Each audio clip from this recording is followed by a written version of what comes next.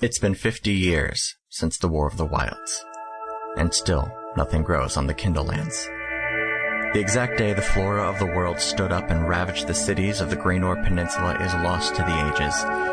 After the Great Fire tore its way from west to east, turning the land barren and fallow, the otherworldly patrons, the guides, and the great cities of the Kindlelands worked together in their own way to bring a kind of peace to a war-torn people. It is a gentle, delicate balance, and something or someone threatens it.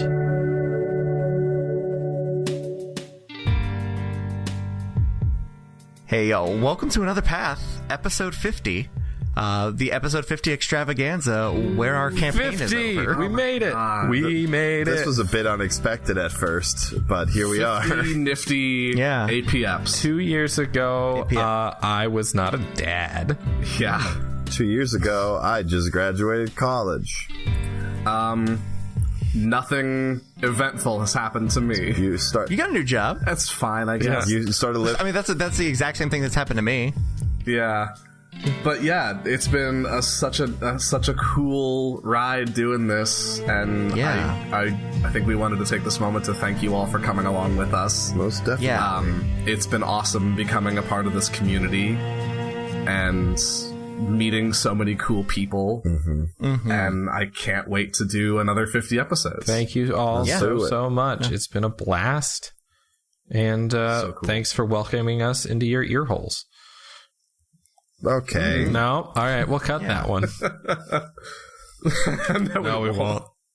These are the goofs. No. It's 11:30 almost. It's 11:30. It's a full hour later than we anticipated this going, and I've got and it's sitting at, let's take a look here, an hour and 51 minutes on top of like the half hour I already have to edit for this one.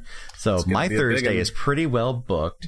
That's good. I do want to give one last shout out, a super special thanks to our patrons, Nathan, Shogun, Kim, Zan, Jeremy, Carlin, Braden, Kat, Nate, Connor, Everett, Patrick, and Christina for going on this journey. Thank you guys so much. It means the world absolutely. to us. This has been great. The fact that this has gotten like as far, even though we are definitely a very small corner of the internet, this has been like truly mind blowing that there are people out there looking forward to us dropping episodes. Yeah. Crazy. That's amazing. Like that is mind blowing. And with that, there's nothing more to say, but sit back, relax, and enjoy your trip down another path.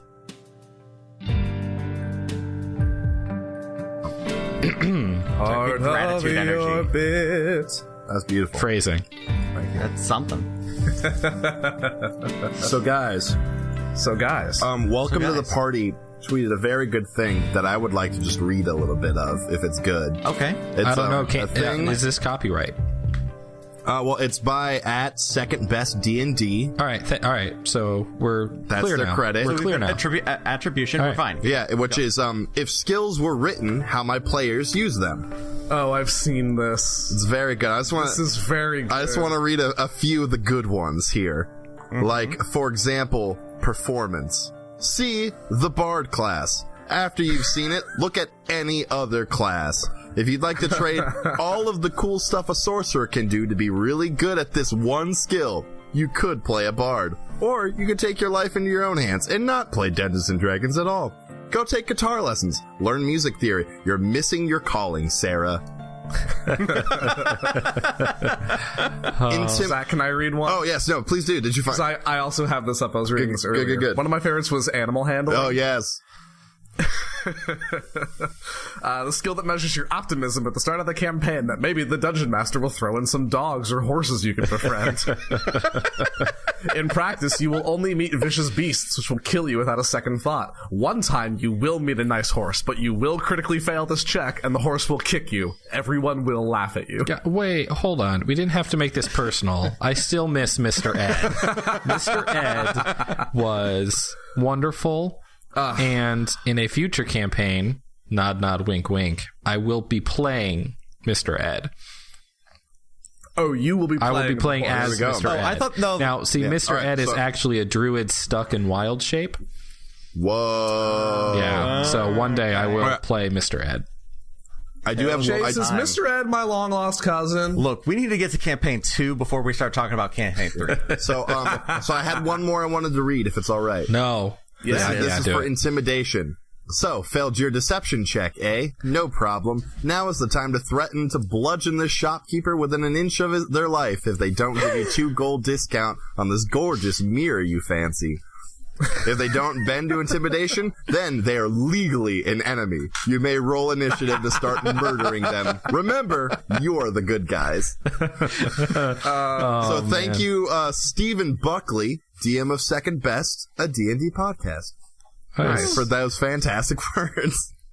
Well, there's one more, just a preface one for athletics and acrobatics. Under athletics, it says you're trying to do something acrobatic, but you don't have proficiency in that, so you ask the dungeon master if you can roll athletics. And then it's vice versa for acrobatics. It's so true. Oh, ow. Yeah. Yes, So true. Ow, know. my gut hurts. Oh god.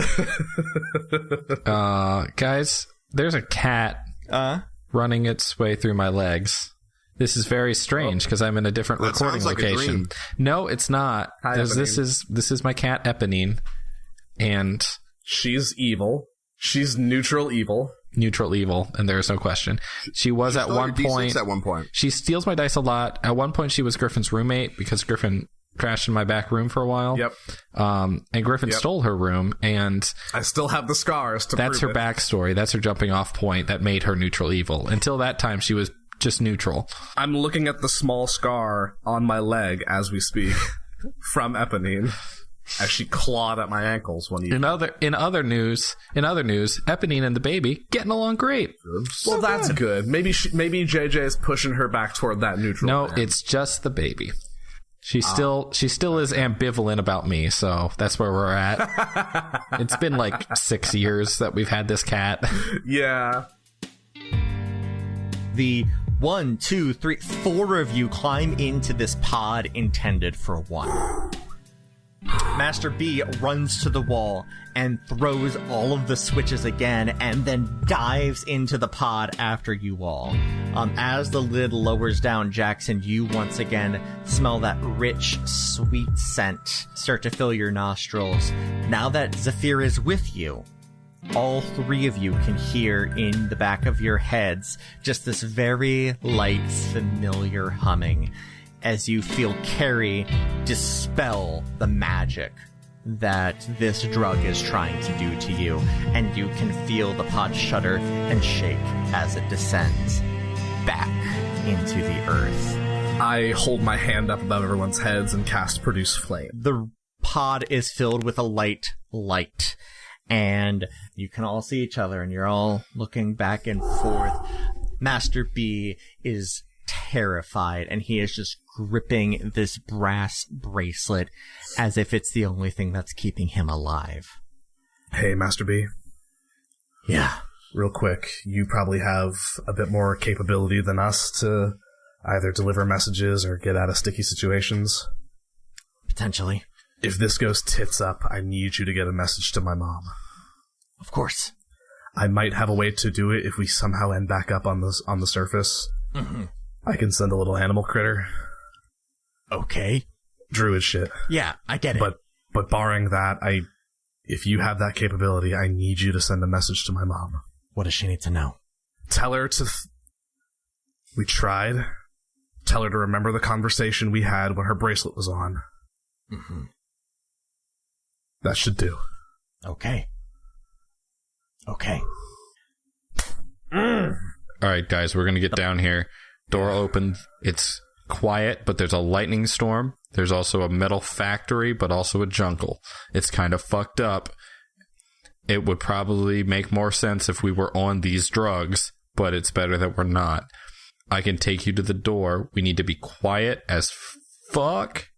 Do you want light down there? There's already light down there. Okay. And anything we can do to keep from drawing attention to ourselves is going to be good. You ready, boys? You got it. Always. And I hold out my hands again, this time with both tattoos. Yeah. Hell yes! Yes! Programs to end all programs. And the pod descends. Soon enough, you two boys can see it too. The lid leaves you, and you are amongst this metal jungle of twisting, broken machinery. Furnaces and crucibles and a workshop just twisting up like terrible stalagmites. It comes to a stop, and you all get out. Like I said earlier, there is light down here. Magic lights that have been burning for guides only know how long. Burn along the walls.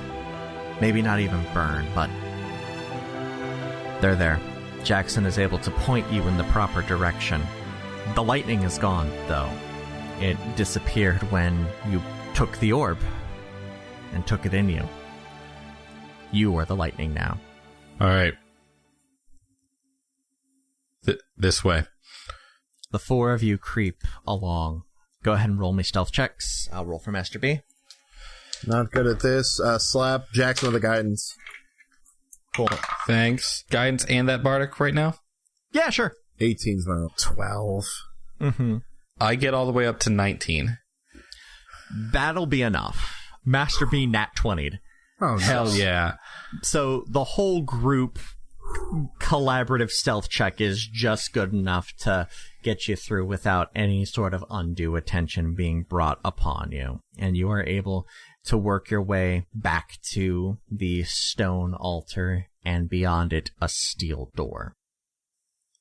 I stop everyone a good several feet shy of where there's not an actual line, I imagine, but where the line that you thought existed was. The book's line. That's it right there. The orb was there. And that was the door. The guardian came from behind me, but only after I touched the orb, and that's the door. Can we hear beyond the door? Jackson, you can. You hear the steady breathing, just as it was before you left. There's something back there, or something really, really convincing. There's breathing. Can you hear it? Perception checks, boys. There we go. I asked Carrie if Carrie can detect it. I got a 14. 14 plus 3, 17. Rolling not great. Mordecai, you can't hear it. Jackson, Zephyr can. And Zephyr, you check in with Carrie. There's definitely something beyond there, but I don't think it's dangerous. I don't think it means us any harm, at least. There's power about it, but it's latent. It's dormant. Carrie doesn't seem to be too worried. Let's go. And I will walk towards the door. Same. Hold on, guys. Maybe I should go first. It's up to you. Got your back. Go ahead. Great axe is out. I Okay. look at everybody and briefly touch the locket and walk through the door. The door swings open at your touch. You find yourself in a massive chamber. Jackson, it's huge. Hundreds of feet stretching out from either side of you, and easily twice that number stretching back. The lights were sparse in the room before, but they're even sparser in here. You walk into the room, and at first you think it must be empty, until you see the chains. Massive chains. Easily, the first links you see are the size of you. You guys can see this, right? Uh-huh. Master B? My God. And you follow the chains. As you follow them, they get smaller and smaller and smaller until they become chains that would be reasonable to hold somebody of your size. And sitting, chained up against the wall, is an individual that 3 of you have never seen. But Mordecai has. Damn the consequences. Oh, shit. Carrie's vision coming true. You remember a man in chains. In your vision, you knew exactly what was going on. Things have gone differently than Carrie originally thought. But here it is. An answer. An answer to a question that you're still not exactly sure what that question is. But a man lies chained to a wall in chains far larger than anyone should have even forged, let alone be manacled into. And he just sits there, not noticing you, breathing. Can you describe what he looks like? You can't really see his face. He's got his head lolled against his chest. Hair has grown long, red and brown, mostly. I would almost say auburn, except it is both individually red and brown. Okay. Hey, Chase. Yeah. What color hair does the king have? Blonde. Okay, cool. Good thought. Good call. Good thought. Good check. He wears rags. Roll me a perception check. Everyone? Come on, baby. Different dice. Nope, Mordecai. Very cool. Better. 18. The tips of his fingers, red scales. I think as soon as this happens, Mordecai, like, I'm picturing Jackson on my left, like, his hand immediately shoots out and just, like, grabs your arm just as a reflex, like he realizes, just like a, what the fuck? What? In, Norwalk, the visions. Yes. I saw this. You saw this. My hand immediately goes to the potion in my pocket, just placing a hand on it. Okay. I've seen him before. Do you know who he is? No. I hold out my left arm with the new forebearer tattoos, and I'm guessing it's him, right? It has to be. Let's find out. I'll take just a few steps towards it, not all the way. I'm going. And forebearer? Nothing. Hello. Nothing. Just breathing. Mordecai is walking calmly, directly to the center of the chains. He's kneeling on the floor. Okay, I'm walking straight up to him. He does nothing. I follow. You've seen this before? In a vision given me by Carrie. Okay, of course. Why not? Why not, Carrie? Why not? Master B's losing. So, we've been saying things... It's my patron. It's Carrie fair. is mine. It's fair. Carrie's visions have been right before. They've always been capricious, but they're also always right. I'm gonna kneel down and, like, crane my head under to try to get a look at his face. Okay. You do so. Heavily bearded, very hairy, just kind of all over, as if they've been down here for a long time and left entirely unmaintained. You see kind of a very fine, pointed nose, heavy brow, and just along the ridge of the brow, more red scales. Human, apart from the scales? Human? Apart from the scales, absolutely. Okay. He doesn't seem to be hearing us. I would like to try something. Can you, Mordecai, will you take a few steps back just in case? Yeah, sure. See, I've been, saying things he's not hearing me, so what I want to do, is with Awakened Mind. Yeah. Yes, I scream in his head.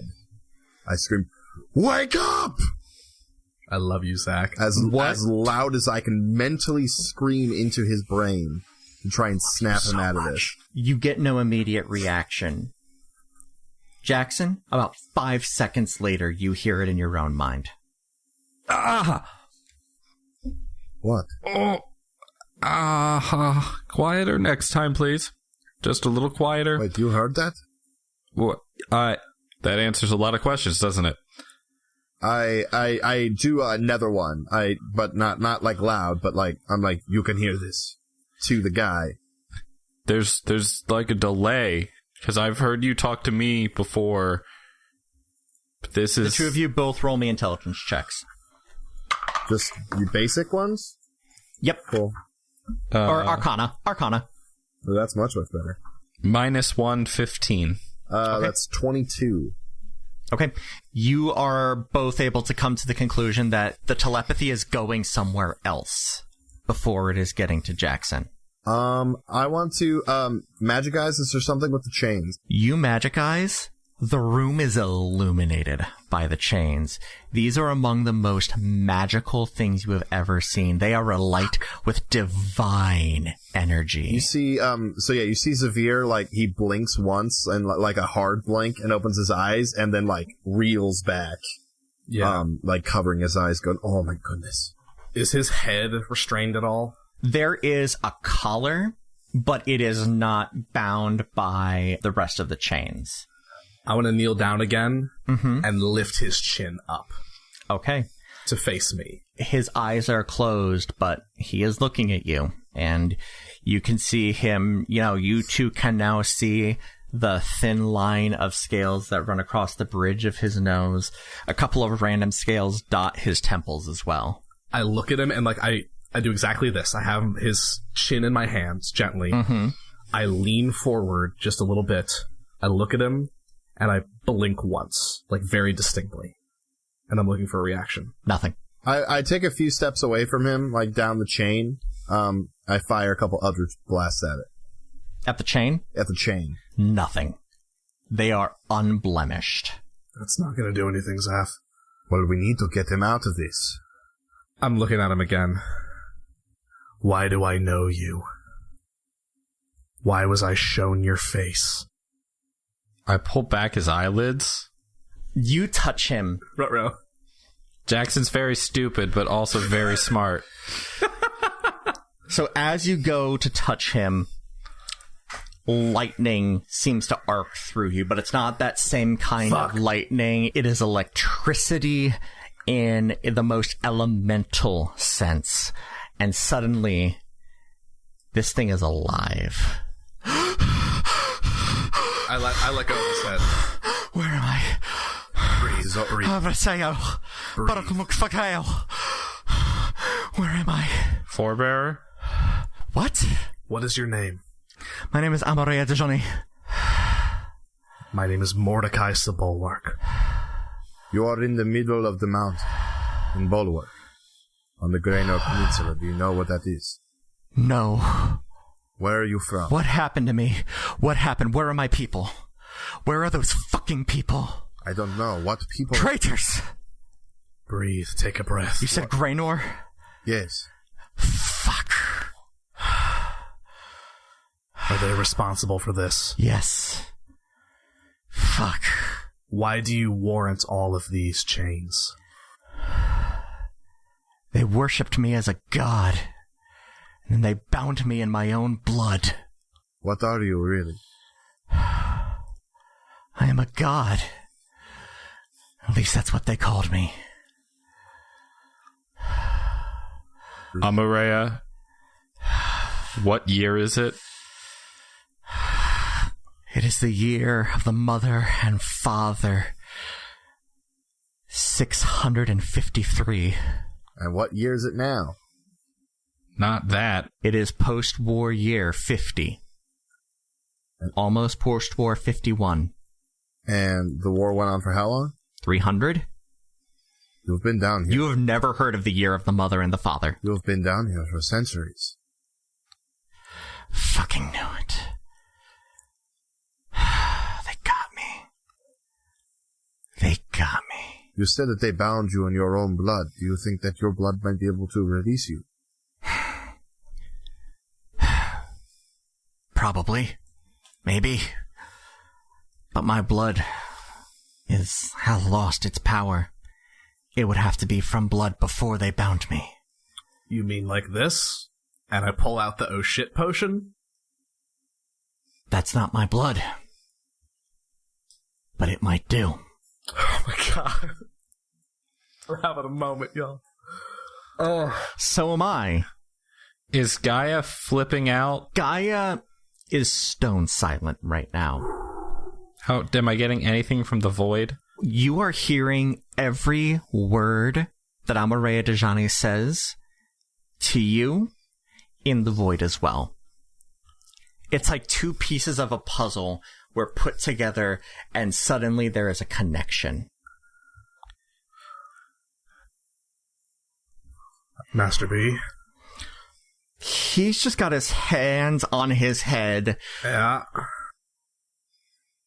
Amare, I believe you've been down here for several centuries, and as they have gone by, I believe you have been known as the Forebear, one of the 6 patrons of the Graynor Peninsula. However, you are imprisoned here. Peninsula? Yes. This was a continent when I left. Well, it's kind of still a continent. There's more over the wall. Do you know about the wall? Clearly not. I'm sorry, I'm at a bit of a loss here. Not just in mobility, but in... Who are you? I am Captain Jackson Silver. I'm here to get you, but I think you're going to help us, because the people who sent us did this to you, and I'm going to kill them for it. This is not right. This is twisted. This ends now. Mordecai, do the thing. Jack. We're already down here. They're waiting for us. We're going to need every advantage we can get when we get out of this. We are going to help you any way that we can. I promise you. I look over to my shoulder to Master B. You have a way out? We can find one. I don't know everything that the king can do. The king is incredibly powerful, even without considering whatever power he may currently hold. But you said you've got a place where we can find refuge? Yes, I know someone.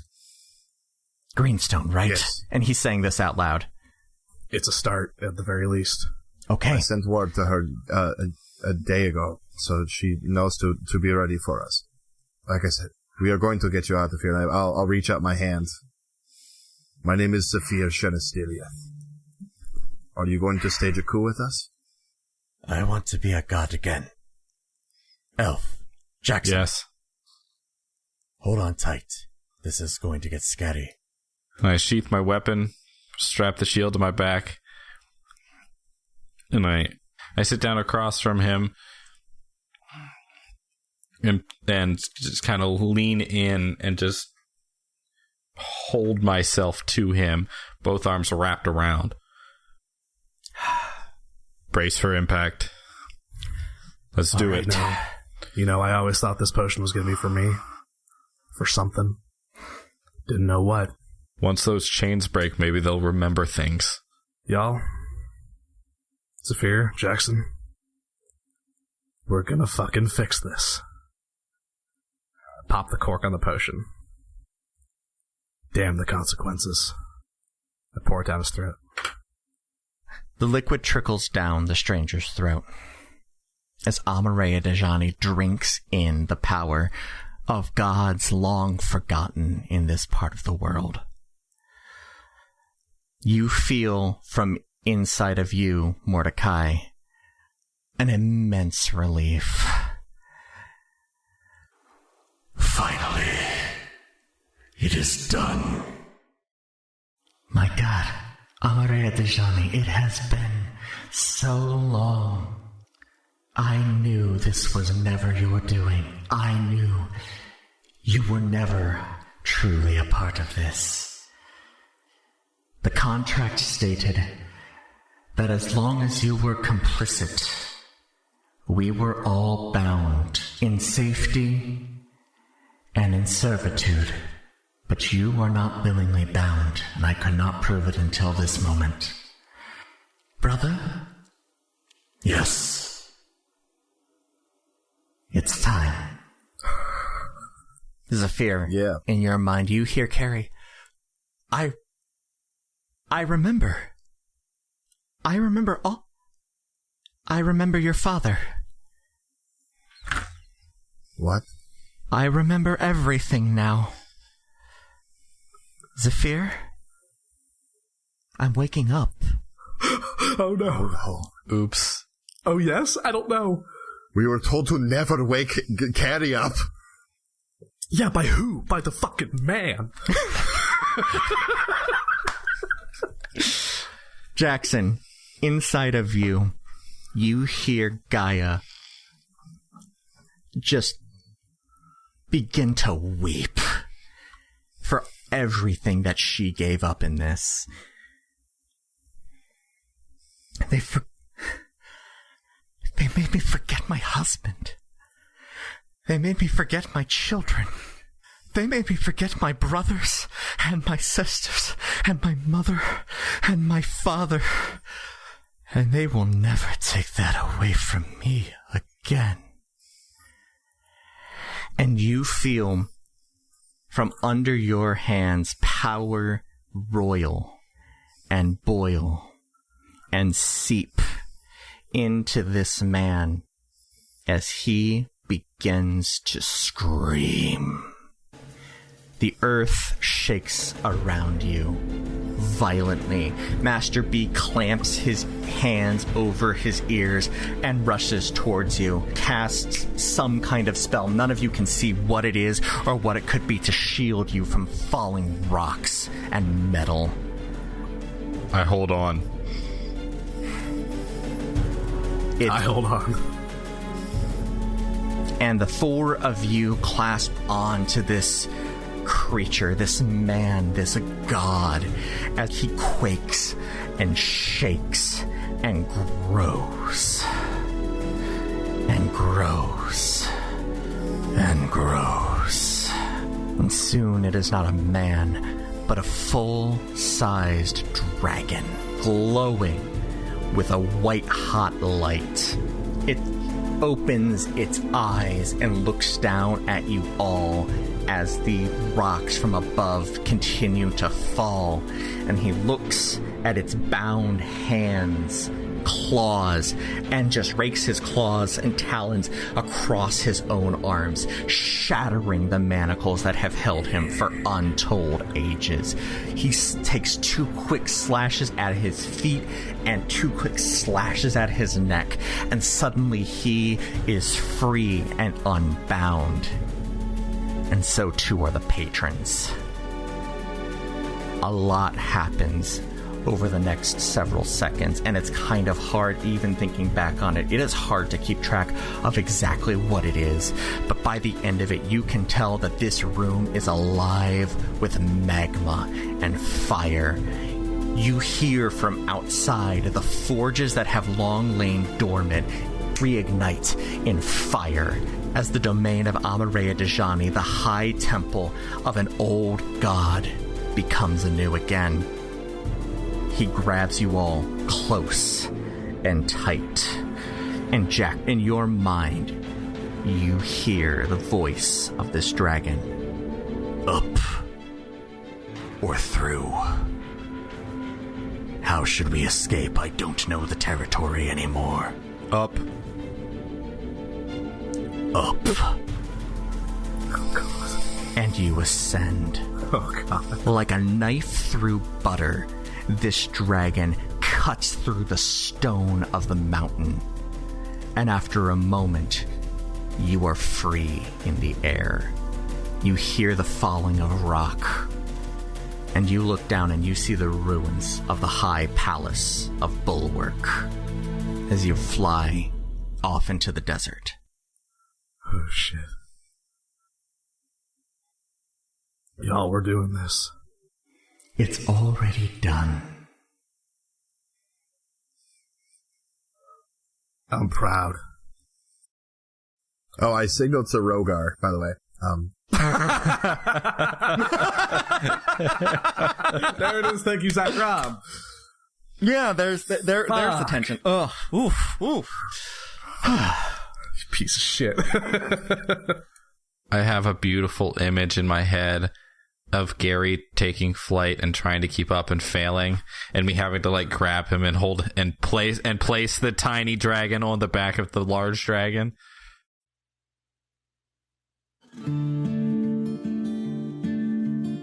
You land in the middle of the desert, probably about 20 minutes, half hour later. You've flown largely in silence. As you touch down, the light from Amareya Dejani fades, and you see this magnificent, giant ruby dragon standing over you. He falls back into that humanoid form. Ragged and beaten, but alive and conscious and with you. I'll go to support. Thank you. Holy shit. Does he, I understand the chains now. does he look hurt? Like from clawing his own forearms and stuff? Not from that, but you are seeing where his arms are raw and bloody from where the Gotcha. chains are. I'll cast Cure Wounds on him at second level. Oh. Okay. Thank you. You're welcome. I pull out a flask that looks a lot like piss. Here you go. Thank you. What is this? It'll make you feel better. And he drinks. Wait, don't break the bottle, don't break the bottle. It comes back. I won't. It comes back. Oh. Neat trick. I want to let you guys know that I just crossed off the one-shot oh shit potion, divine off my character sheet. I want to let you guys know that Zephyr is now Zephyr Shenstiliath on the character sheet. Yes, son! My boy. And Mordecai, takes a step away. We're in the middle of the desert, you said. Which direction did we fly? Did I have any sort of indication of that? West. Back towards the wall. Okay. Oh, I don't have the map in my head. I have it. We flew west. Okay, where are we? Yeah, west. Yeah, towards the wall. Towards the wall. So West. we're closer toward... There's nothing on this side of the mountains besides Concentra. Yes, that's us. Nothing. Yeah, you're right. On this side of the mountains, it is You are, Bulwark. honestly, and the the wall. closest building that you are aware of that isn't in Bulwark is Everburn. Shit. You are in the middle of nowhere. Which, bright side, means you're not going to be interrupted. We're taken unawares. Mm-hmm. You're free. I make an intelligence check. Of course. 13. I look at Master B. Are his tattoos still there? They aren't. And neither are yours. Oh, fuck. Like all of ours? They're all gone. They're unchained. They're not tied to us anymore. Okay, well... Wait. I really quickly cast Produce Flame in my hand. Do I, see the colorful flame that the Wanderer gave me? Normal fire. I, in my head, think, Wanderer? Silence. Oh, they're out there. They're out there. Would that mean Gary? that Rogar's gone also? Rogar is still there. Okay, cool. Gary? Gary walks up to you, I kneel down to him. but the telepathic bond is gone. Can I still recognize intelligence in him? Oh, absolutely. Okay. Alright, I just hold out my hand. He crawls up onto your shoulder and Oh, wait, Gary in. speaks Draconic, doesn't he? I spoke Draconic with him when we captured him, forever Yeah, ago. you did. Yep. Oh, yes, that's right. Absolutely, yeah, he does. Absolutely, he does. Gary, are you alright? Yeah, I'm fine, but, Mom's gone. Or Yeah, Mom's I home. show my arms, I go, yeah, it looks like they are all gone. is better. About time. It feels a little empty now. It does. Same. But, in order to fill one vessel, you gotta empty another.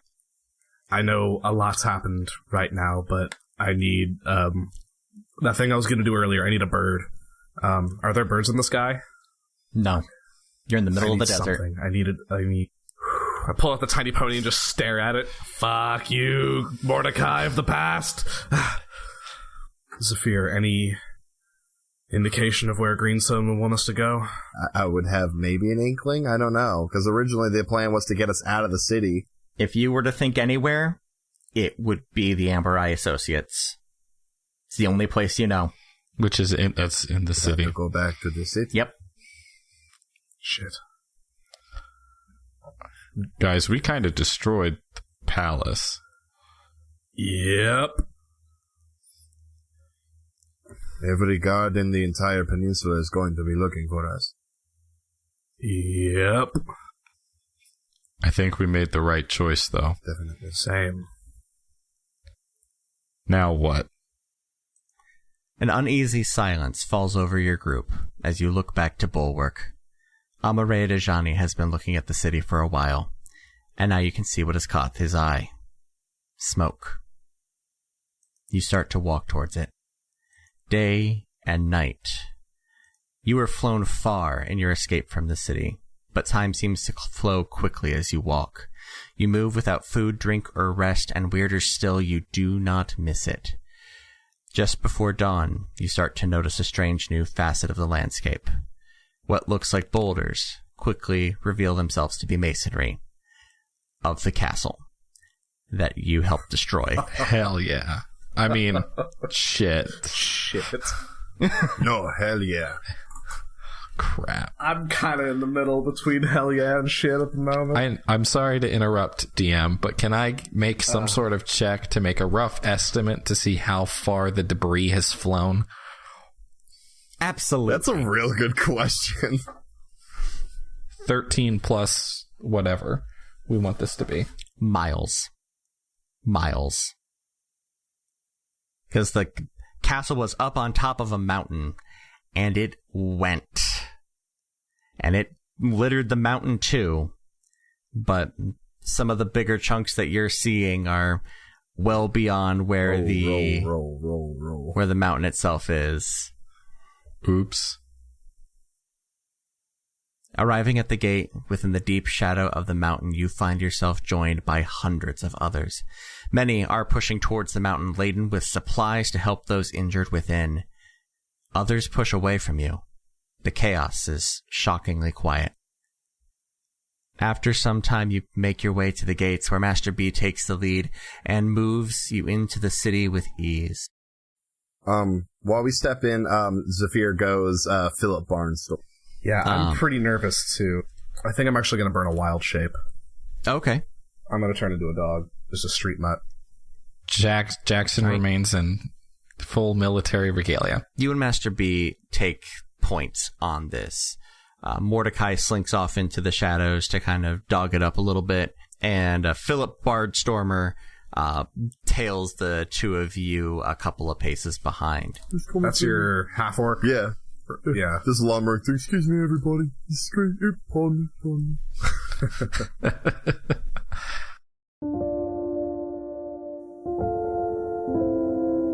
The city is difficult to move through. Many carts are tossed and thrown around, and the mine carts themselves are obviously very much non-functioning right now.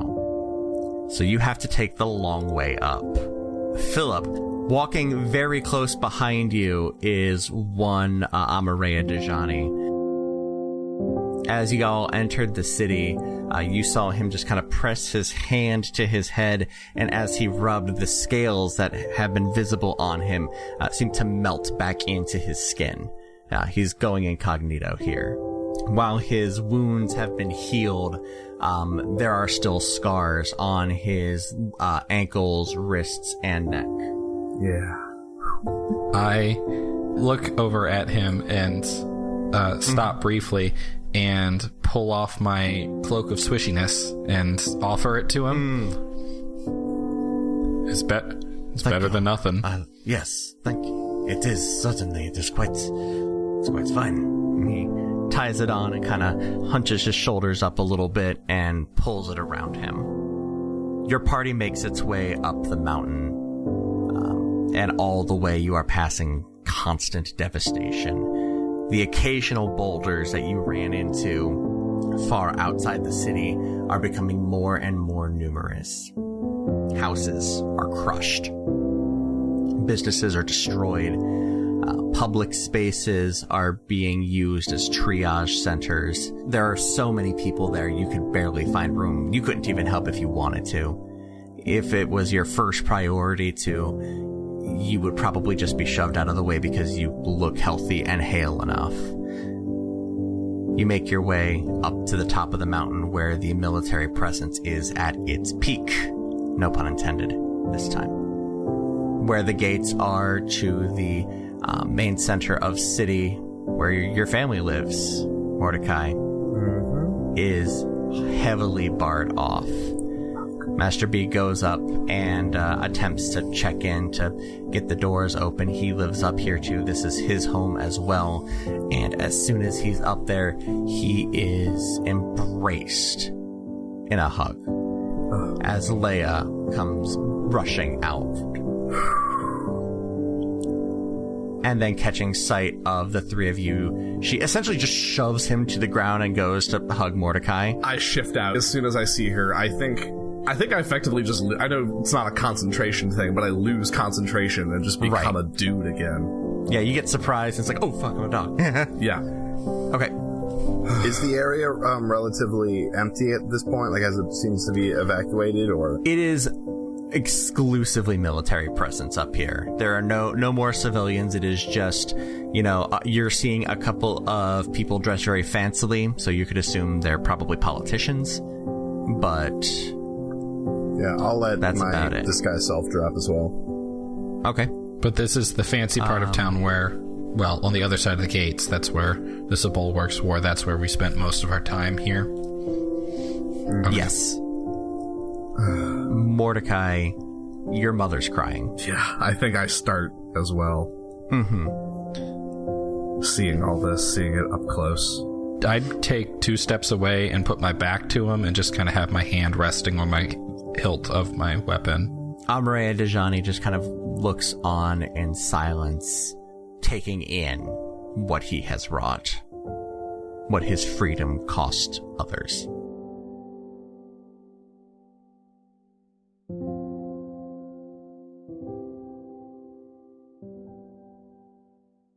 I'm gonna go.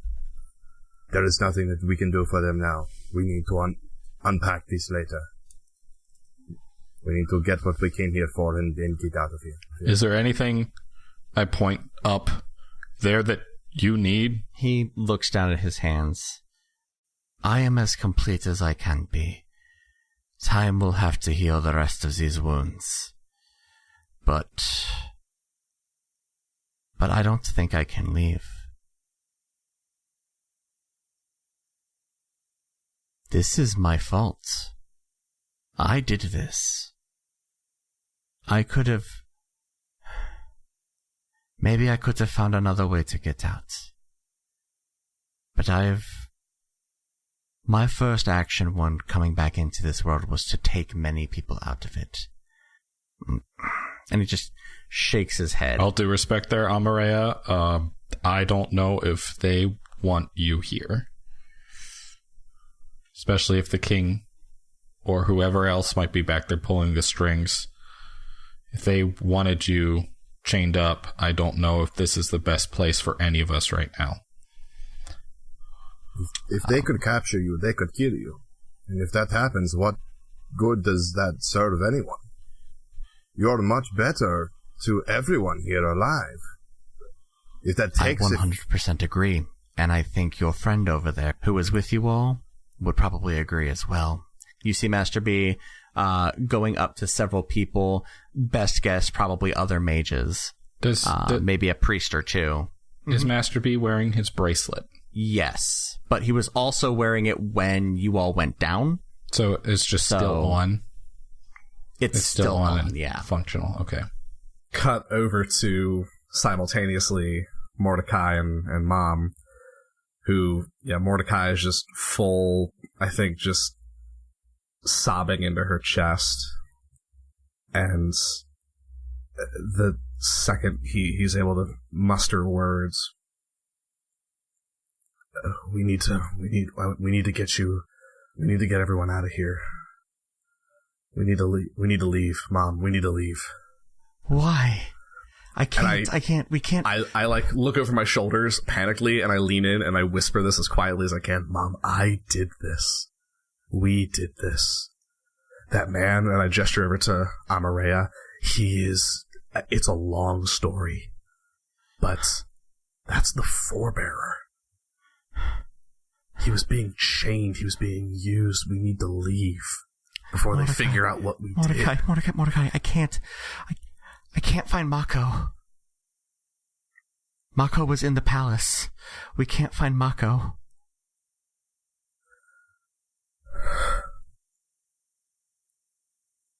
Yeah.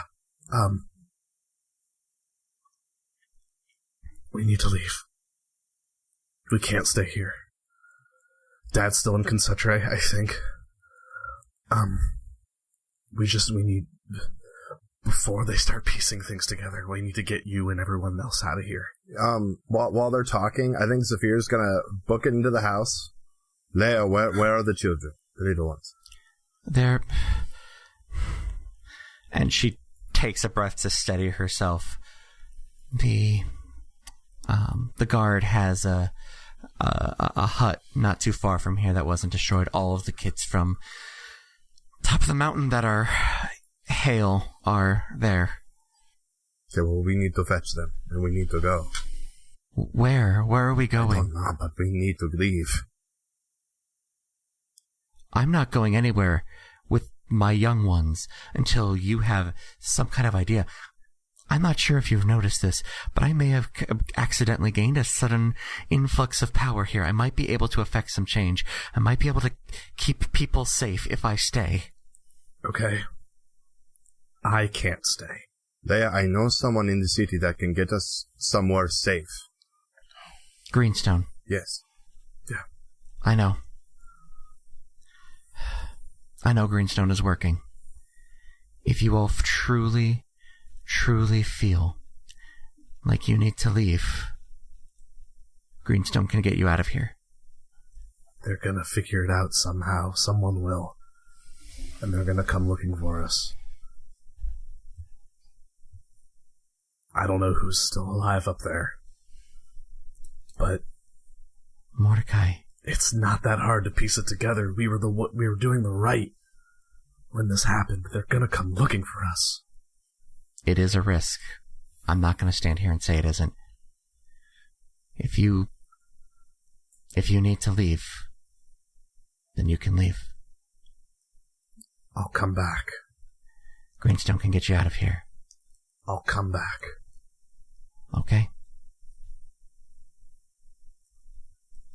And I take her hands and place my palm face up on top of her hands, and I druid craft snapdragons. Okay. Into my hands. I love snapdragons. And tears just start, I think, rolling down Mordecai's face again. I'm so sorry. Go. I give her one last big hug. I love you, Mom. Love you, son.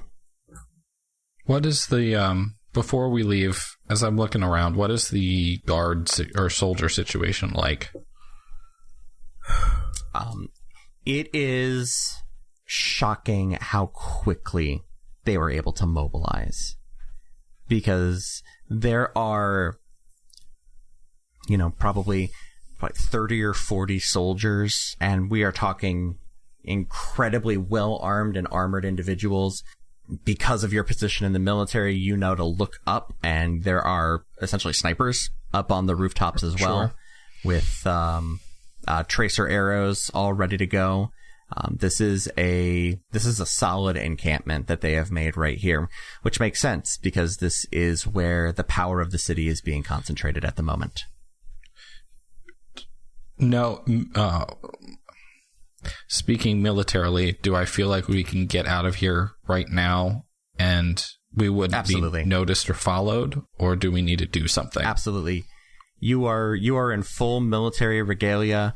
You look like, and you're, hugging on one of the counselors. You are not a threat. Okay, I want to do something. And I don't. Ryan, you got that doing stuff look on your face right now. I'm gonna do something. Looking around, realizing we need to leave, I reach into my pack and pull out 2 sets of lieutenant bars and hand one to Saphir and one to Mordecai. Field promotion? Are you deputizing us, essentially? We have to get out. Whatever makes us official gets us out. Okay. Saphir, I know you don't want to wear this ever again. You can take it off as soon as we need to. I'll take it. I turn to Master P. Are you coming with us or are you staying here? I think I'm going to stay here. Leia and I will hold down the fort. It would look bad if all of us disappeared. You're taking Amareya with you? Assuming he's willing. Go with us. I don't think he can stay here. I think you guys might be right.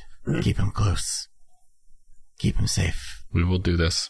Get him out of here. We'll send word. Be careful. Are you ready to do this? Let's get out of here. Let's go. Lead the way, Saf. Yeah, I'll lead them through the streets to where pickup point is. Amareya Dejani does follow, but reluctantly at best. He's almost pouting as he's stalking away. He definitely wants to be helping, but he recognizes that there's only so much that he could be doing. You 4 travel back down the mountain to the conjunction of Sail and Knot, to the Amber Eye Associates building. It's been barred and locked down for years and years and years. The door is, of course, locked. The windows are boarded shut. What do you do? I would say there's probably a knock combination that I know for this sort of thing. And now it's seeing the building here of all places and thinking about drug trip. I think Saphir's kind of starting to put it together what it is and is gonna thinks that's the door. And so comes up and does a quick rap 3 knuckles in sort of quick succession, just ba-da-bop, and then 2 big doom doom, and waits. A minute passes of silence, and then you hear a lock click, and it slide open. There's nothing on the other side that you can see. It is pitch black as far as you can tell. You're sure about this, Saf? I'm not sure about anything, but these are the people that can help us, if anyone. Fair enough. I don't think we can trust anyone but the 4 of us now, but if this gets us out, this gets us out. Yep. I guess I just hit my shoulder with a light so that I have sort of one of those lights you clip on your bag or something. Yeah. You got a real wow pauldron going on right now. It's like a SWAT light. Yeah. There you go. And yeah. So you hit it on, and you can see a very familiar sight. A broken and dusty room filled with papers. It's a little bit different this time around. It's a little less sleek, a little more rustic, but the basic design and layout is still there. You see at the very end of the room, there's a set of stairs going up and a set of stairs going down. Everybody go ahead and make me a perception check. 18, 14 plus 4. 19. 21. You all notice it as soon as it happens, because right behind you, the door shuts. And standing behind the door is Mordecai's sister, Kella. What the Whoa! fuck? What are you all doing here? What are you doing here? Saphir, what's the word? Oh, yeah, no, the name's Greenstone that we're looking for. Greenstone. Yes. Are you Greenstone? We're all Greenstone, Mordecai. Fucking God, it was our surname on the other side. Wait, hang on. Mordecai, did you not ask? No! I didn't know that was a thing. I just Our parents are bad with details. I'm really sorry. Have you met our dad? Oh my God, he's the worst. He's the fucking worst. He's not great. Anyways, what are you 3 doing here? And who is this guy? I'm sorry. Who are you?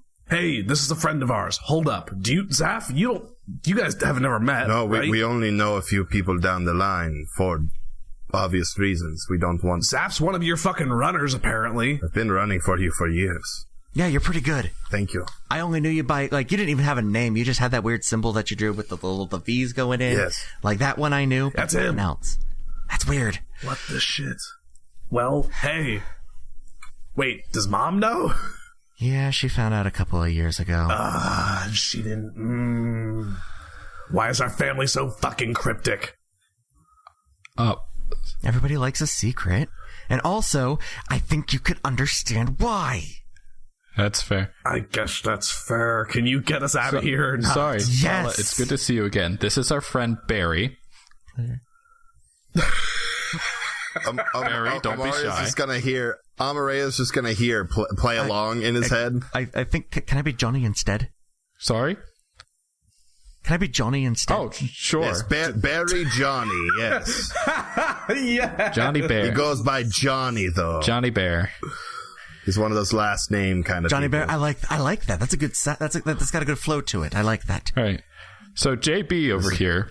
He just said he likes Johnny Bear. Why'd you have to change it again? So Johnny Bear over here is a new friend of ours, and we all need to get out now. All right. I'm going to take you down. And she leads you that very familiar stairway into that room, into the magic practice room in the basement.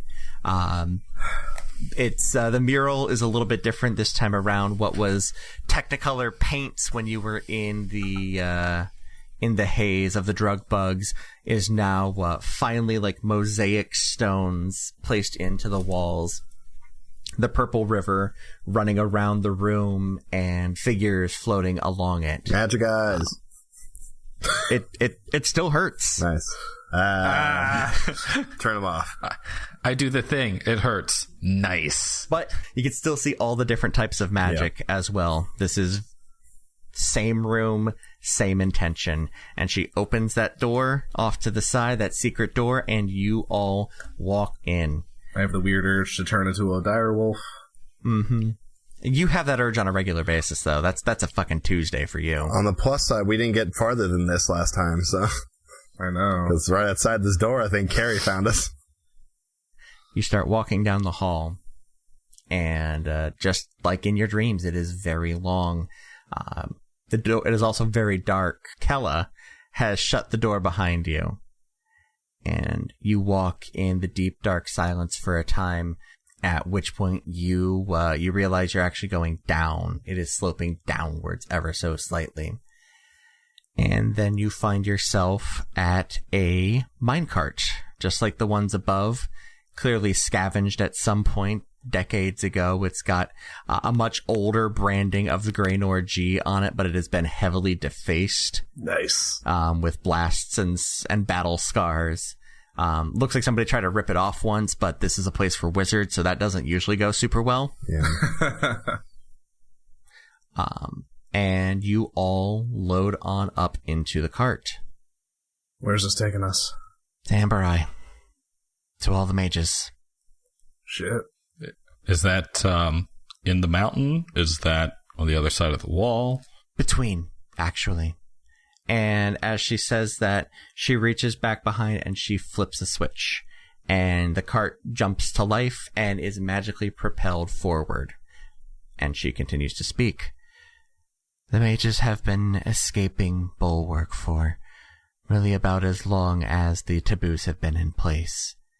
50 years or more, depending on some of the other races and people that have been subject to Greynor's rule. They've been down here. The first few to fled found the lair of Amber Eye and struck a bargain with him, and it's been mutually beneficial to everybody. Amber Eye's a dude? Yes. Okay. Well, at one, you'll see. I'm not going to say it's not weird. How did you stumble into this? Well, I, was in, the Druid Academy. I was going about it the right way, like some people do. Hey. And I'm just saying. Come on. Anyways. I was studying, and and she pauses for a long moment. Friends disappeared one night. Turns out she had violated a taboo and was studying some warlock magic as well. I never found out what happened to her. I'm sorry. So I went looking for ways I could help people not have that happen to them. That led me down the road to Amber Eye. While I think you're doing this is a really cool thing that you're doing. God damn it, am I sick of secrets in this family? Well, I think this is the last big one. God, I fucking hope so. But would you know if it was? Jack? I did preface that with I think. That was a genuine question. I don't know if you would. I don't. Okay. I don't know. I don't know what Benjamin's been up to out on the wall. That's fair. Maybe he's gone rogue. Actually, I really hope don't. I don't know, but I do know that Mom and Dad spent a lot of time covering up that last secret, and I've been spending a lot of time covering up this one. I just think there's not enough hours in the day for our family to be doing a whole lot else. That's fair. I'm good for what it's worth. Open book. I think? Yeah, we're good. Well, to be fair, we were also party to the one thing that could have been a big secret. Yeah. Yikes. Anyways, yeah, they're gone, aren't they? Yeah. As I hold up my bare arms. That's curious. Huh. Yeah, there's a lot to explain. Amber Eye's gonna have... Perhaps it would be best if we just explain to Amber Eye. Yep. I think that's gonna be ideal. And what's your story? Johnny? JB? That's part of the explanation for Amber Eye. Jimbo? Johnny is... He's sulking in the back and he just kind of shrugs. Just another guy trying to get out of the chaos, right, Zeph? Yes. Deception? I mean... I don't think... Look, Kella, I'll tell you I'm lying. I don't know what the story is. Yeah. Fair enough. The story is, frankly, unbelievable. I'm not sure you would. But what we're going to tell him is, I think, he's just another guy trying to get out of the chaos. Zaph's been running for you for a while, and we're just friends also trying to get out of the chaos. We need to leave the city. Will that suffice? I mean... You're going to be meeting with him regardless, and if there is anything unusual about any of you, he's going to know immediately. Define unusual. Highly magical, among other things. That's kind of the big thing he looks for. He's a bit of a collector. That's unsettling. I didn't say he was an excellent person to work for, but he's still better than the king. I turn back to Johnny and say, "Hey, Johnny, have you heard of this Amber Eye before?" No, I have. Amber Eye was not a name that I was familiar with in my time, but I can remember the name, the prefix name Amber was fairly common, though. Lots of people prized it as a material. Those who mined it took it as a name. So, maybe something there. I don't know. It will just be a lot simpler if we explain this in one go, I promise you. Once we get there, I will explain everything. All right. And she's like, oh, everybody hold on. And it car bops a little bit, just like, boop. Always does it right about this point. We're nearly there, and you've been traveling for a while at this point. It's probably been about like an hour and a half or so. Cool. Straight shot. Yeah. Straight shot, and this thing has not slowed down at all. When we get close, Mm-hmm. I'm gonna drop an enhance ability for charisma on Zephyr. Okay. I'm give while we're going, just kind of give Rogarth these scritches. Sure. You can see down the hall a bright purple light you can see that this looks like a mouth of a cave. And as you ride on through, you are greeted to a massive city underground. What the hell? Whoa. Lights burn magically all over the city. Blues and purples, reds and oranges, all stories beneath you. This cart is on a massive bridge leading over the city. It quickly wraps around kind of a spiral going around the edge of the city, very slowly slowing down. You didn't realize how fast you were going until you had something to really judge it against.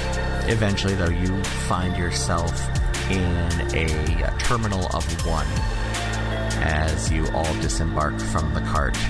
Kella greets another individual who is down there, who takes the cart and sets it back around and starts riding it back up for a very long trip back to the city. Take me to your leader?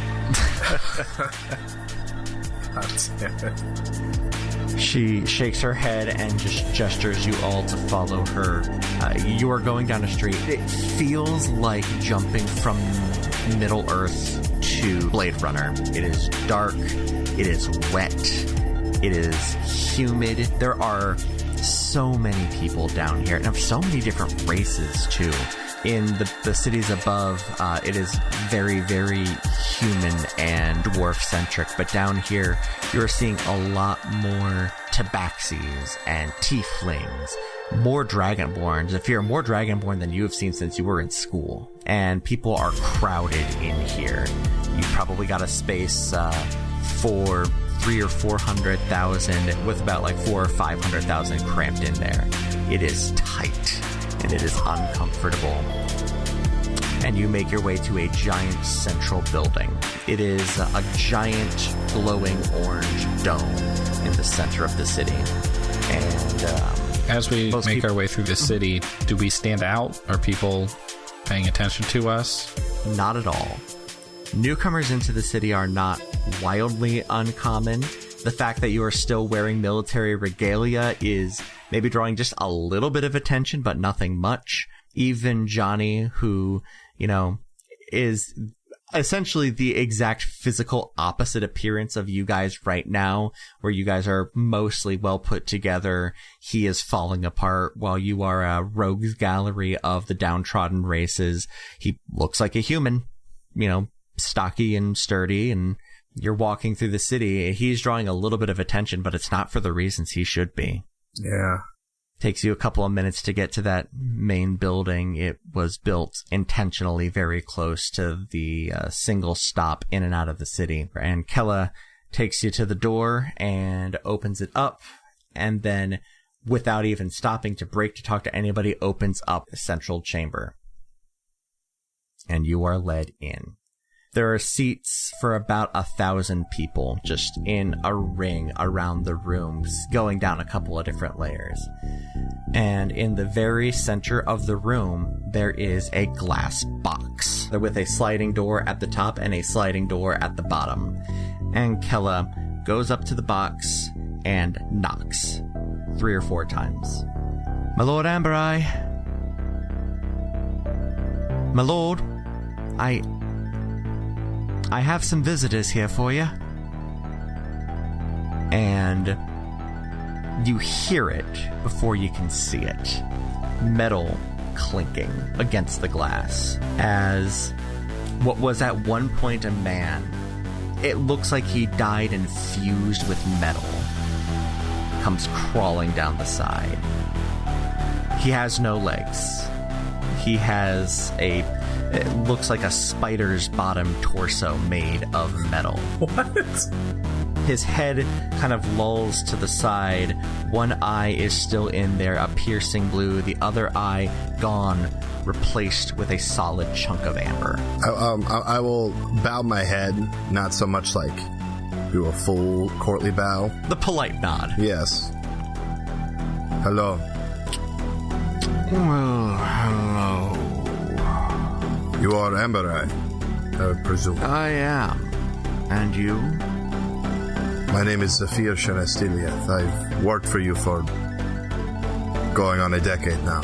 one of your runners up. What's your call sign? Cool, yeah, I'll flash it finger style. Oh. You do good work. Shame you. about that gnome, though. Yes, I passed her down the line. I guess she didn't quite make it. Damn shame. And you, elf, who are you? Oh, sorry. That's me. Last time I checked, yes. My name is Jackson Silver. Of the, what is it? Joseph Silver line. Yes. I pat the scythe, among others, yes. I serve as... Curious. Well, I guess... I don't know what we're doing right now. Here you are. And you, who bears a striking resemblance to my companion. Mordecai. I guess Greenstone. Ah. Yes, she's mentioned you before.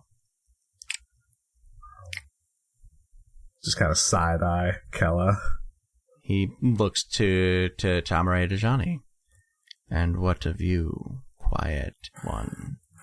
And he arcs his eyebrow, and I'm going to make some rolls. Sure. Oh, no. Yeah. Oh, Yeah, let's see how this goes. Okay. I kind of... Crazy Can I... thief mech. Chase, can I say... I just want to... We haven't really talked a lot with Amareya on microphone. Sure. Yeah. I think... Just to kind of get a vibe, I would have kind of set it up as like, we don't really know what we're doing. We want to keep you safe, but ultimately you're the all-powerful patron, so you're probably making the calls here. But we know more about the world and can help with it. I think that's fair. Yeah. I think Mordecai's on board with that line of thinking. Yeah, I figured that would kind of make sense, because we don't really know what to do now. We have no purpose anymore except to keep Amaria safe, and we kind of told them, hey, you're going to be safer not here, but from here on, I mean, it's all new territory for us too. So Amberai looks Amaria Dejani up and down, tilts his head, and leans forward a bit. It's you, isn't it? Amaria Dejani. Amaria Dejani arcs his eyebrows like, I did not expect to find someone who knows my name. Apparently I have been out of the world for some time. Some time indeed, old friend. Some time indeed. I worshipped you back in the day. I was sad to see you go. I'm glad to see you back. Very well. You may stay in my city while the dust above settles. Thank you. This has all happened very quickly. Even though it, at the same time, feels like it's always been this way a little. It's weird. Time is weird. But that is a fact. Thank you for your hospitality. You're welcome. Amaria Dejani, I would of course invite you to stay here a while with me. You have much to be caught up on, and I think I am uniquely positioned to help you do that. Can I insight check Amberai on his intentions on that statement? Whether he actually regards Amaria as a friend? Mm-hmm. It's a 15. Okay. This would be like if you somehow were able to become the point person for somebody that you have deeply admired for your entire life, to be their point person to relearn about the world. Sir, Amberai, if I may ask a question. Of course. Do you know all who have come into your city? Many. Would you perchance know if my family, if they arrived here at any point? I believe I have heard the name Shenestiliath before. It was some time ago, though. Yes. My memory is not what it used to be. It would be about 25 years ago, yes. That is some time ago. There are records to be kept here. I would advise you utilize them. Thank you. And I give him another nod. I look at Amaray and say, well, we swore to keep the patrons safe. So we did that and then some. And I don't know what else to do now. And I draw my scythe. Mm-hmm. Go down to one knee and offer it to him. You'll fight for me. I haven't had a lot to believe in these last couple of weeks. A lot's changed. But someone who has been wronged, such as you have, to an extent I'm sure we can't even fathom yet, setting the world right for you would be my honor. It's been a while. But I do look forward to having Dragon Knights once again. Arise, Silver of the Silver Order. Woo! Yeah. Yeah, And we can talk about what that looks like later. Sure. Yeah. holy shit! Oh my god, Dragon Knight! Hell yeah! Hell yeah. I love you, Chase. it's not even my character, and I love you. Kella takes you all away. She finds you lodgings in short order. It takes very little time. Again, they are used to this. You do end up bunking together. You essentially have a suite where you each have a bedroom and a shared living space. Time flows strangely down here in the city of Erden. Things flow differently. Time is still kept much as it is above, or at least as far as you can tell. The magical lights of the city actually race along the top of the dome, mimicking daylight almost. Although the light is not quite as bright, so it always is just a little dark. You make your way as best you can eventually. It will take some time here that you will be down here, and you will need to have some kind of work. So what kind of work would you seek out? I mean, a minstrel, storyteller, anything like that, probably. Yeah, absolutely. There are plenty of taverns here, and while you are here, you are certainly among your own kind. And they are always about a story, especially recent stories from above. The story about how some great heroes killed King Graynor is certainly goes over well with the crowds down here, because you are among the first to be able to tell it. Checked any archives or whatever of people coming in and out of the city. Yeah. I'm sure that they have much more capable druids than me down here, but so I will lend more of the physical strength aspect of Mordecai. If there's any sort of just like, maybe he tries to help with construction to build more living quarters, and can assist via wild shapes and earth moving and things like that. Absolutely. You spend a great deal of time as doing all of that. You do a little bit of move earth, but that can only get you so far. Even though it's a cantrip, it really can kind of wear on you after a couple of hours just doing that over and over and over again. It starts to feel like you might as well have just moved it with your body. So you put your skills to use inside homes, patching and boarding things up as best you can. There's more wood down here than you expected, but still it's not enough. They have what they call synth wood, that they've magically replicated trees that grow into these types of planks. It is accessible, but it's not great. It doesn't hold warmth the same way that wood does, and it breaks and is brittle like stone very easily, especially after a year or two. Yeah. Repairs are constant, and this place seems to be on the verge of falling apart at all hours. Jackson, what are you doing? Two things. One, First, Yes. Jackson, whenever Honorea walks the city, or whenever he's not with Amber Eye or not doing something like that, and he's moving around the city, Jackson takes it upon himself to be his shadow and guard. Very Jorah Mormont, Daenerys Targaryen. Apart from that, you said there's pretty much all races represented down here pretty well. Absolutely, including some that you've never seen before. Chief among them are these people who are probably about as tall as a Goliath or a half-orc, and they are constantly in armor. And that's what you think until you realize that is their skin. These are people made of wood and stone and metal. These are the Warforged. Fuck yes. And these are creations of Amber Eyes. These are his eyes and ears around the city. Of course. Jackson finds... Amberforged. Yeah, they are the Amberforged. I thought that was a little too on the nose. I'm glad somebody else said it. New lore. Jackson finds a library run by an older elf.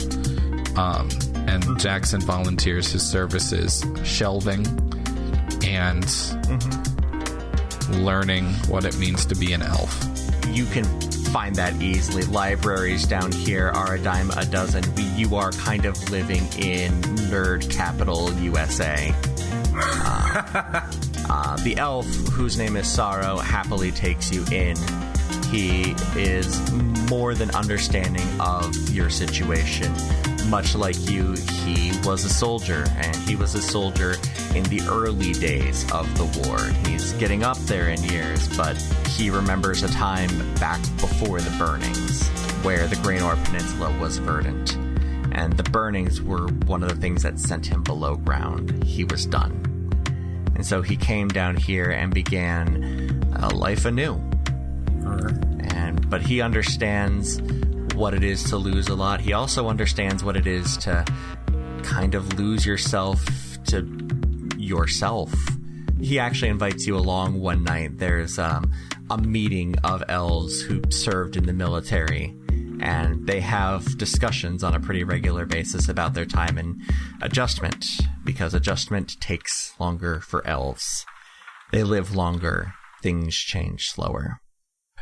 Jackson continues to keep in touch with Addie as consistently as possible, but and she returns in kind. He feels guilty that he can't give specifics, but it's better for everyone that way.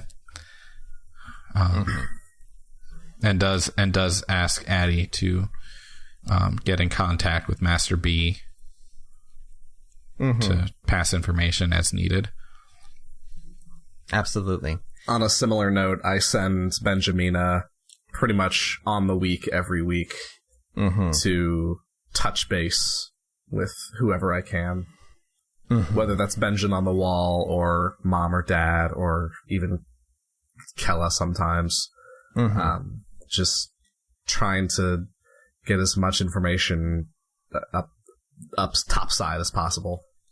Zephyr, you spend your days in the records and you spend your nights in the taverns. And eventually you do find your last name next to the first name of Thava, your mother. She came down here about 20 years ago and then died about 10. Illness took her, ripped right through her. It was a pretty nasty plague that hit the city. A lot of people died, and among them was your mother. Your father did not make it down here with her. You skip that night. You don't go to the taverns. You don't go to the street corners. You go back to your suite, and as quickly and quietly as you can, crawl into bed and pass out defeated. And as you sleep, you travel for the first time in a long time, because this has been a couple of months at this point, to the realm of the deep. It's quiet here. It's always quiet here. A gray expanse stretches out in all directions from you, and before you, that little girl in the T pose.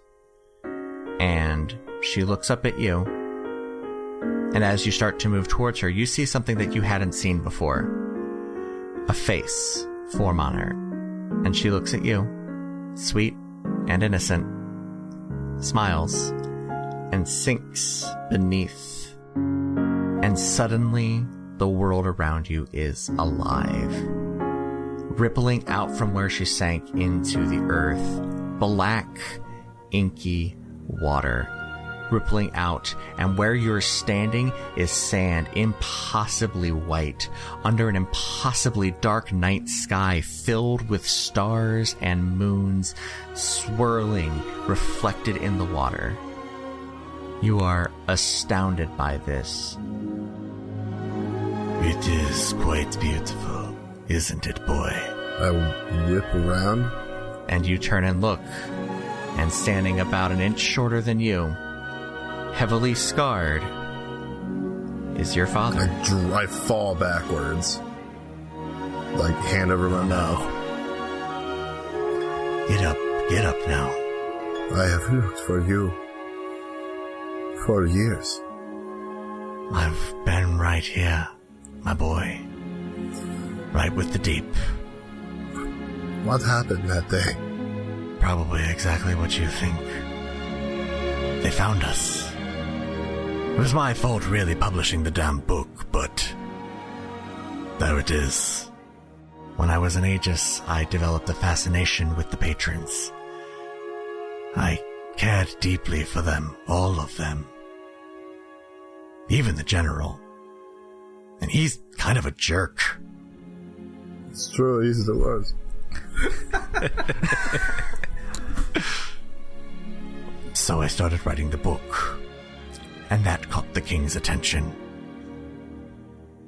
So good old Graynor had a hit placed on me. Made it look like a hit. It was his men. Fucking knew it was his men. The whole time knew it while I died. It was awful. But I was able to hold him off long enough for your mother to get out, make her way to, someone like you. But I followed in your footsteps, Father. It's a dangerous road, my boy. Do you know what has been happening out there? A better sense now than I did a few weeks ago. We destroyed everything. Oh, that, yes, I knew about that. Good show. Thank you. Fuck the king. Yes. The collateral damage was acceptable. I found your book in a library in Planeswatch. Guess the king was right. I did write some pretty subversive texts.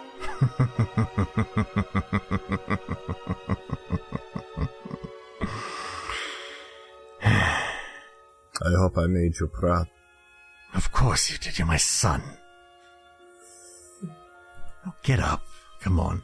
And he clasps your hand. He pulls you up into an embrace that you have needed. Of course, my boy. Thank the deep. She's kept me here, you know. She'll keep you, too. It's what she does. What is she? She is something else. Even I don't know what. But I do know this. She has kept every one of her warlocks. And I have gotten to know many of them. A dark day down the road when you're at your lowest. You will come here. And you will rejoin them. And he waves his hand out into the dark waters. In the deep. But I look forward to that day, Father. Don't look forward too soon. You're a shit starter. You're a Sinistiliath. That's draconic for shit starter. I have work to do, but when it is done, I will see you again. Make it better for us out there. I will do what I can. I'll burn everything down if I have to. They've tried that before. It didn't go so well. Try growing something instead. Now, it's about morning, or at least whatever morning approximates to down here, so probably you should be getting up now. Alright then.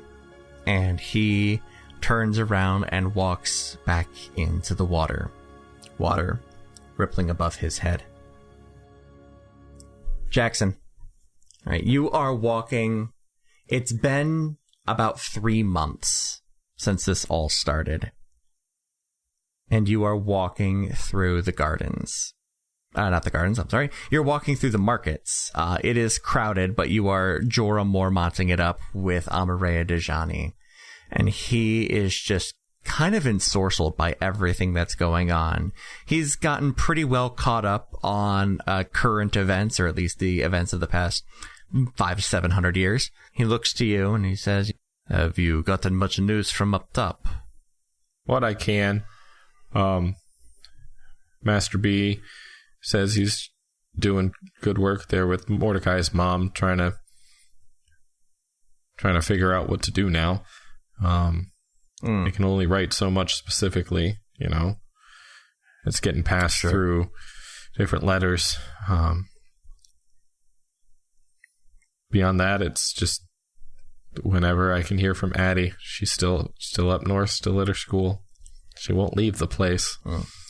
She's a stubborn gal, seems like. Yup.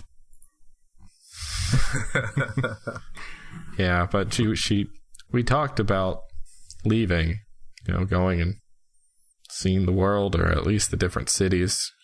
She hasn't done that. I mean, I'm stuck down here anyway, but she won't leave her students. A good teacher, too. Stubborn ones usually are. Yup. It is good.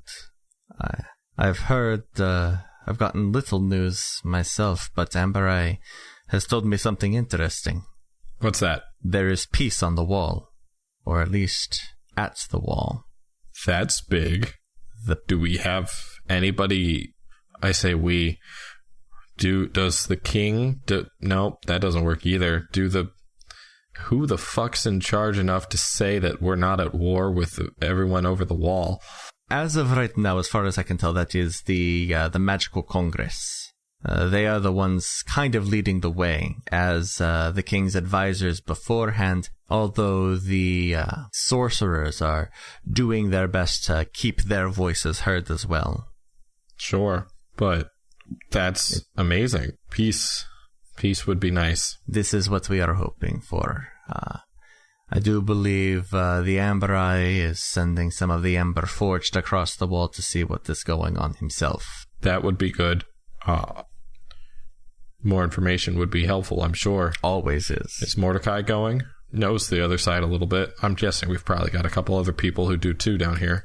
I did spin that by Amber Eye, and he believes it is time for you three to rest for the time being.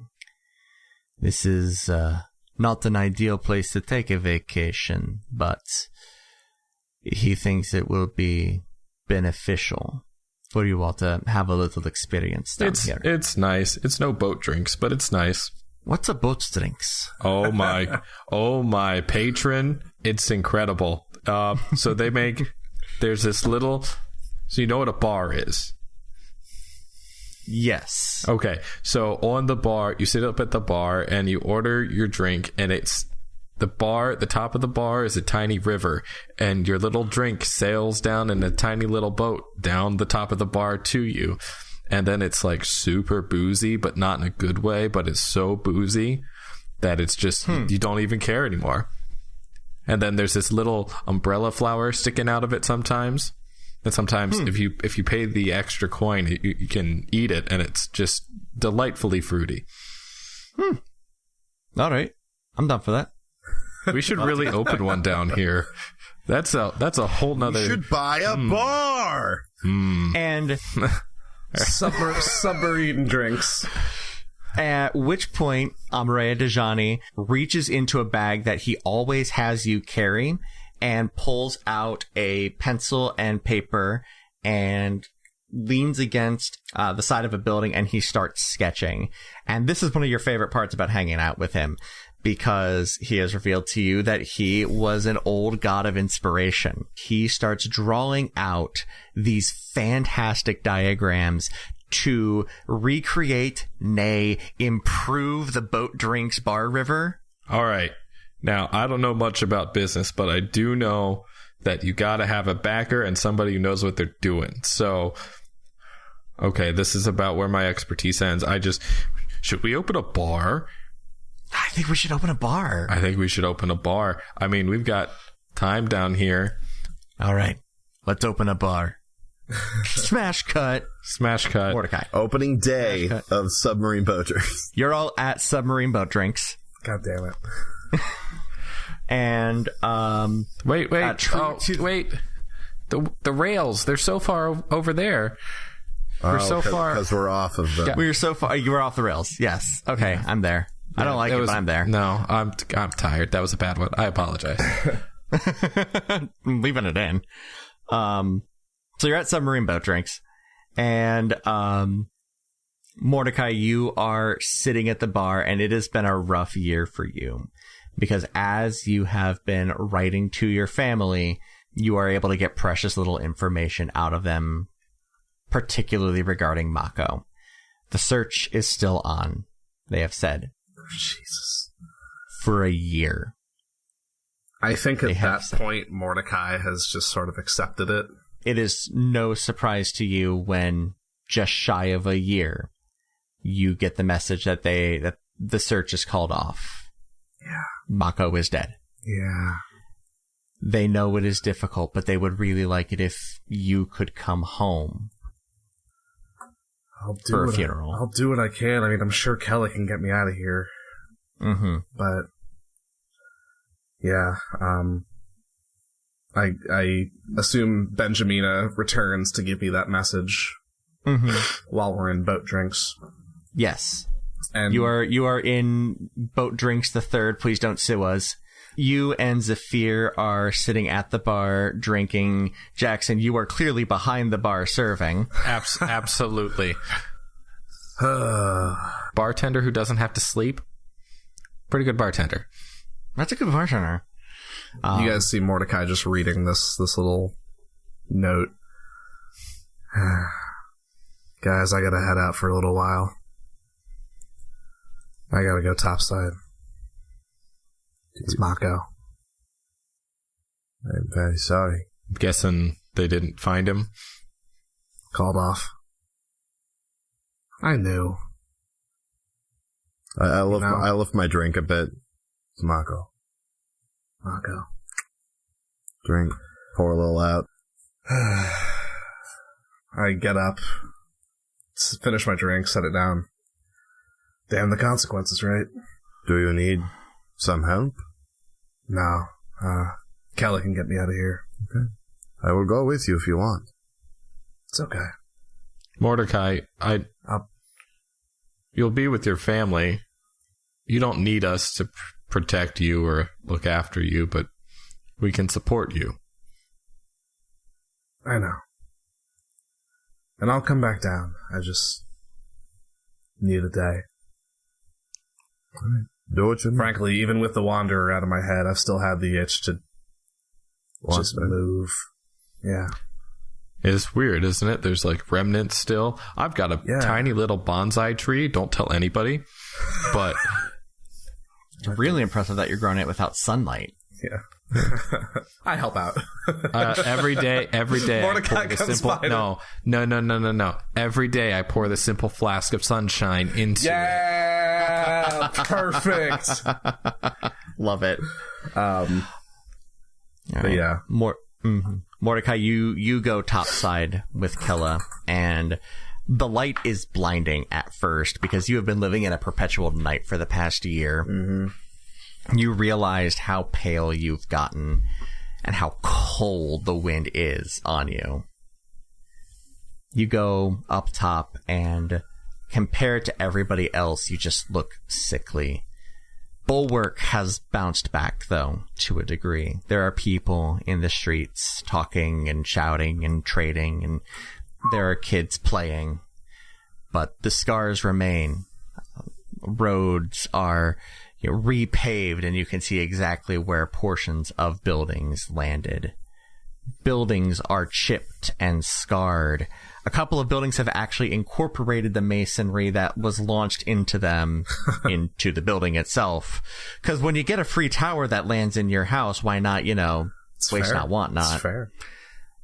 That is the society. You make your way back up to the top where your family home still manages to stand. At one point, having a home so close to the edge of the top quarter would be considered the most backhanded slight possible, but it seemed to be the only thing that saved your family home from being utterly destroyed in your exit. Everyone is there. Mom, Dad, Leth, Kella, Benjin, Rami, and the two little ones who have gotten a full year bigger. Wow. And they all, as soon as you walk in, it is just hugs all around. You don't think they're ever going to let go, and they don't want to. But eventually, you do have to go up and face what you came home for. There's a special elongated moment between me and Benjin. Because I haven't seen him in years.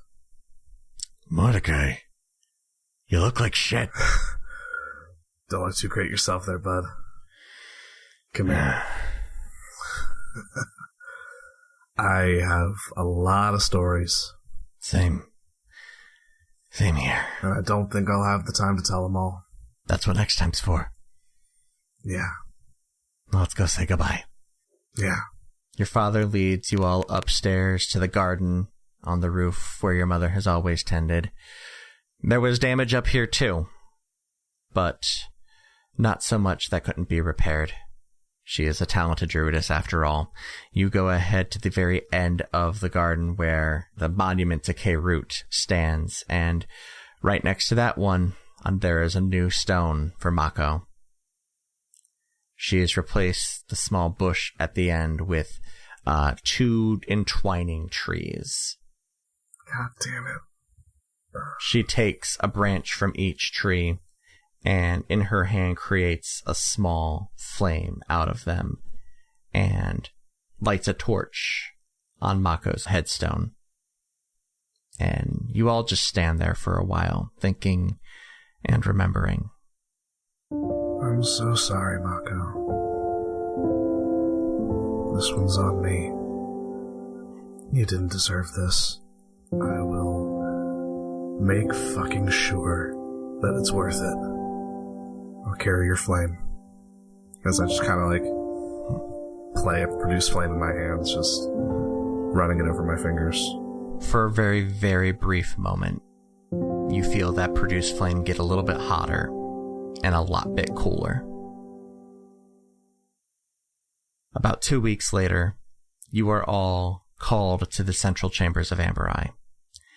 He has not changed at all in the past year. He is still this terrifying, creepy corpse riding on a skeletonized robot body. Some sort of terrible combination of man and machine and magic. But he looks at you with a smile as his amber eye glistens. Amareya Dejani is there with you, as is, surprisingly, Master B. Aelith, what are you doing here? I was kind of hoping you could tell me. I was called down here by our enigmatic host. That's a word for him. Well, I've sent my little birds across the wall, and they've come back with news. They want to broker peace. Official peace. With everyone over here. Wow. That's something I never thought we'd see. That's huge. 2 conditions. Uh-oh. What? And he points to Amareya Dejani. He has to go. And so do you 4. As resident Kingslayers? As resident Godfreyers. I mean, 6 in one hand, half dozen in the other. It was a good day for them. I'm not going to deny that. I prefer Godfreyer, That sounds much better, because we are still living under-ish that kingdom. So God-freer sounds better than... God Liberator, maybe? Liberator's good. I like that. I do also like Liberator. That's all right. Yeah. Emancipate... No. There's something. There's something there. I like Emancipator. Emancipator. The Emancipators. It's got a lot of syllables. The chain breakers. I'm not interested in the Khaleesi style long-winded title, all right? What's a Khaleesi? That's what they called my mother, because she's Mother. All right, canceling the podcast. Hunting. So we are going to broker peace between the free folk over the wall and Graynor, or? Well, it's not really Graynor Peninsula anymore. The peninsula, sure.